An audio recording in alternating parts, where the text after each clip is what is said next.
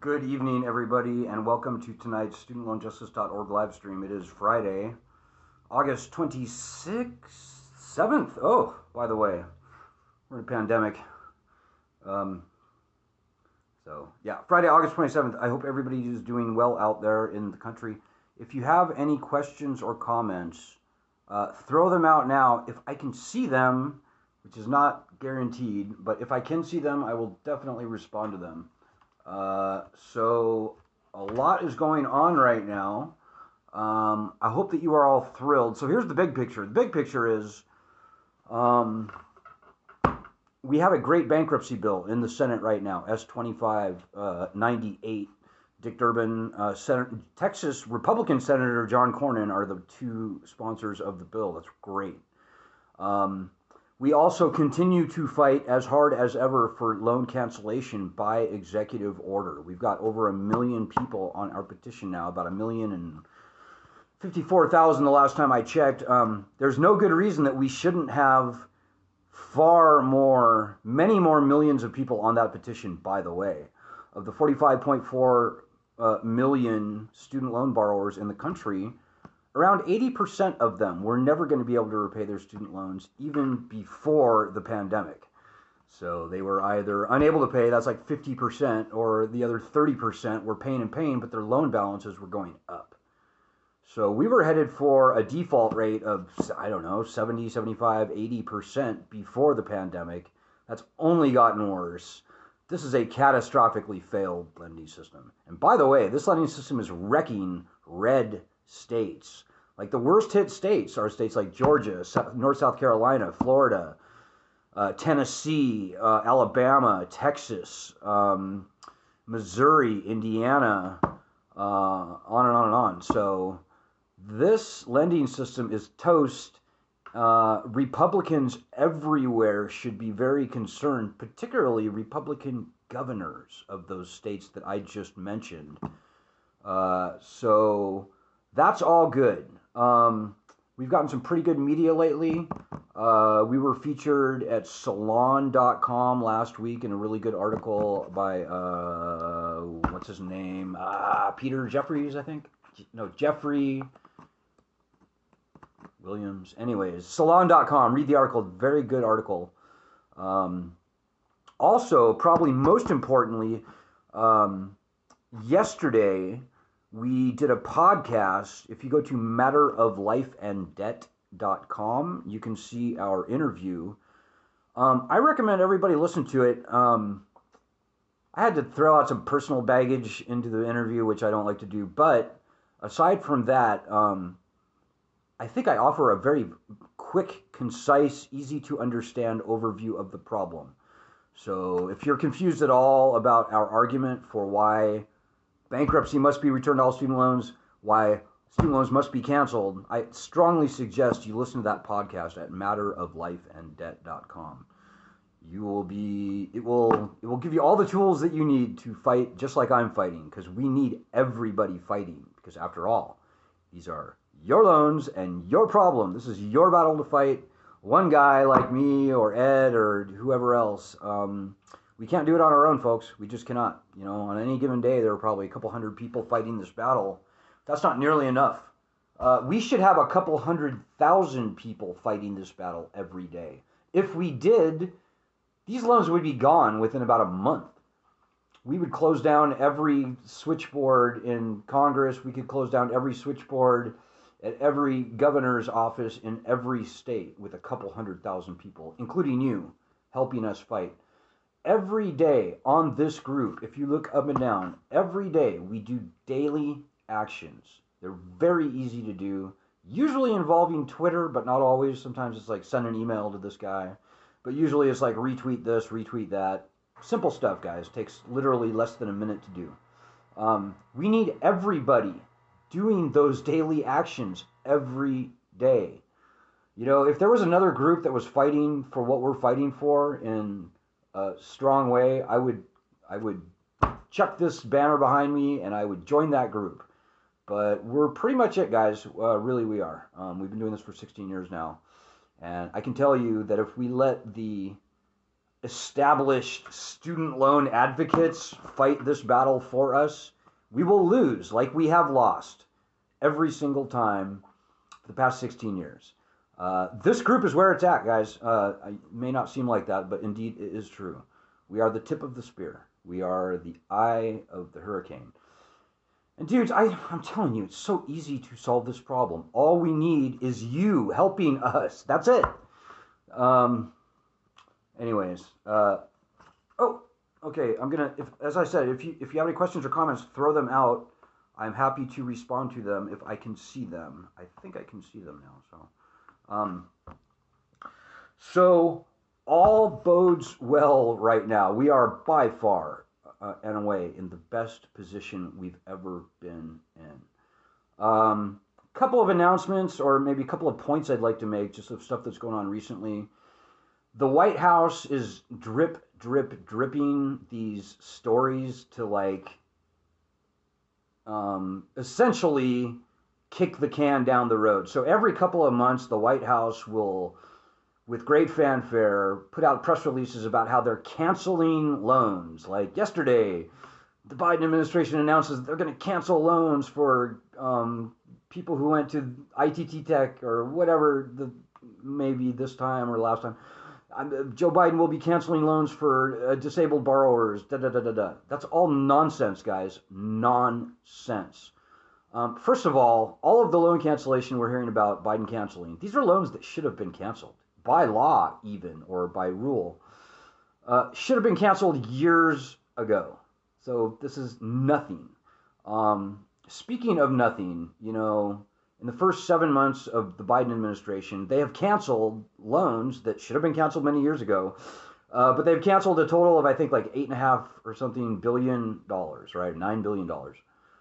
Well, in a 7-month period, in a typical year, the federal student loan portfolio grows by around $65 billion in a 7-month period.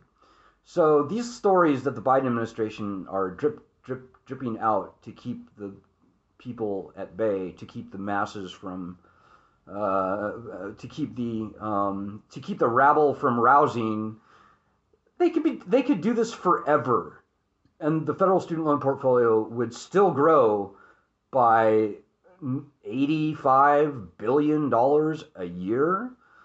So don't be fooled, guys. Don't be impressed. Don't be fooled. It's nonsense. So yeah, folks, we have our work cut out for us. Right now in Washington, D.C., they are thinking very hard about this problem. As I said, we're in the best position we've ever been in. The bad guys, the lending swamp, they know this lending system is failed. Only about half the people were even paying in the first place before the pandemic. Right now, almost nobody is paying. And if and when, supposedly January 31st, they turn the lending system back on, almost nobody is going to pay. This lending system is dead. It's toast. It's a dead man walking. It's a zombie. In my humble opinion, to ever pay another dime on certainly your federal student loans is not only unwise at this point, but at this late date in the death spiral of this federal lending system, it is unpatriotic. Don't feed this beast. This lending system is a national threat at this point. So, I know half the people out there are going, yeah, but won't they garnish my wages? Won't they, take my tax return? Well, I don't know what to tell you, but I do know what to tell you, and that is, don't pay. Bulletproof yourself. Figure out a way. It's not too hard to avoid tax wage garnishment. You can be a 1099 contractor. You can be your own boss. Thereby, they can't garnish your wages. You can file your taxes exempt, so they can't take your tax return. There are a lot of things that you can do to bulletproof yourself. And honestly, if you ever pay another dime on your federal student loans, you're a fool. You're a fool. This lending system is going away, one way or the other. Now, this could have a good ending, could have a bad ending. The good ending is when all of us, the people, stand up and fight this blatantly unconstitutional, indefensible, catastrophically failed lending system that, quite frankly, should have been taken to the bath and drowned in the tub many years ago. And that would be the clean death, where ultimately nobody pays.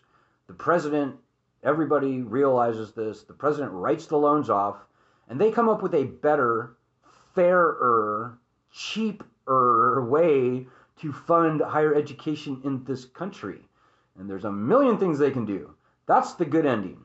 The bad ending is when people do nothing. We let these fakes and these frauds in Washington, D.C. concoct the solution that they like, and this becomes an extremely painful, years or even decades long death of this lending system, and it will not end well. Probably not for you, not for us, not for anybody, except for maybe a few tiny number of people in Washington, D.C. We don't want that second outcome, guys. We do not. We've been doing this for 16 years now. We have everything we need to easily, quickly win this battle, but it starts with you. If you want a good, quick, clean death to this lending system, now is the time, right now, and for the next few months, is exactly the time where you need to fight. You can't sit back and think that anybody else is going to pull your weight for you. And to those of you out there who have been doing the work necessary, I salute you. As I said, we are the tip of the spear. We are the eye of the storm. We are the pioneers, actually. And you can't unhear that, by the way. You heard it, so you can't shirk your responsibility. These are your loans. You got to help us fight. If you're not helping, you need to change your whole deal. You need to get off your couch. This is not TV. This is not entertainment. This is a battle. I know it's easy to pick and choose what you want to do on Facebook, but you have, if nothing else, a patriotic duty to help us fight. And having been doing this for 16 years now, I can tell you that when you do not do anything, nothing good happens. So fighting this battle is fun, by the way. We are on the right side of history. The founding fathers are on our side. 45 million people are on our side, whether they know it or not. So, I would beg you, but, I shouldn't have to beg. We're a group of volunteers. We're all normal people. We're no better and no worse than you. We are no more or less entitled to sit back on our asses and do nothing. Nobody should be doing that. If you have any kind of pride in yourself, if you have any, if you have any desire to be free of this debt, this unconstitutional predatory debt, then you need to be helping us. And that's just it. And quite frankly, if you don't have any intentions or desires to help us fight, then I would ask you to leave. I would ask you to just get the F off of our group, because we don't need you. You're slowing us down. And I hate to be the heavy on that, but, this is the time to put up or shut up. Fight or flight. If you don't have it in you, then just get out. We don't need your energy on our group. Much funner to fight, by the way. This is a battle that, as I said, is easily won. Very easily won, as a matter of fact. We have won every battle that we've ever been in. The bad guys, the student loan people, they scurry like cockroaches when the lights are turned on. Everywhere we go. We've literally never lost an argument in public debate or otherwise. So it's a battle easily won. It's kind of a numbers game. 90% of democracy is just showing up. Well, we need you to finally, at long last, show up and fight this fight with us. So, maybe the last thing I'll say, as I said, and I will just repeat, if you look up and down on this Facebook group, look up and down on this Facebook group, look at the daily actions that we post. Pick 10 posts. Do all of those actions. It will help. But do more than that. We have smart people in the group. They can think for themselves. Once they know just the bare basics of our argument, it's very easy to make. Surprise us. Impress us. Go outside. Think of something. Be creative. Be clever.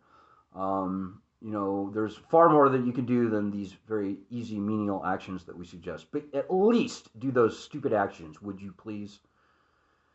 Sooner that you sitting there come to some sort of agreement with yourself and make a commitment to help, the sooner we'll be done. And that's just about as simple as it is. So, well, maybe the very, very last thing I'll say, if you can make a donation at this time, please do so. Go to studentloanjustice.org. We did make our fundraising goal for the month, which I think we had to raise about $1,000. And we did that, so thank you to those of you who helped. I salute you. We can fight and win this battle on very little, but we can't do it on nothing. So if you want to help give us a jump on next month, please just help now. And with that, I wish everybody a great weekend. Do 25 things this weekend to fight for student loan justice. It will make you feel better. It's cathartic. It's good for your... It's just good for your soul, I guess. It's just a good thing to do generally. Feels good, feels better, it's cathartic. It'll help you sleep better at night knowing that you're doing your part. Very tough battle, guys.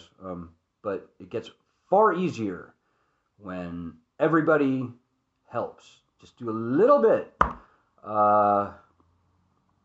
Many hands make heavy work light, as they say. So have a great weekend. I will be back on Monday. I probably will be back on Sunday as well.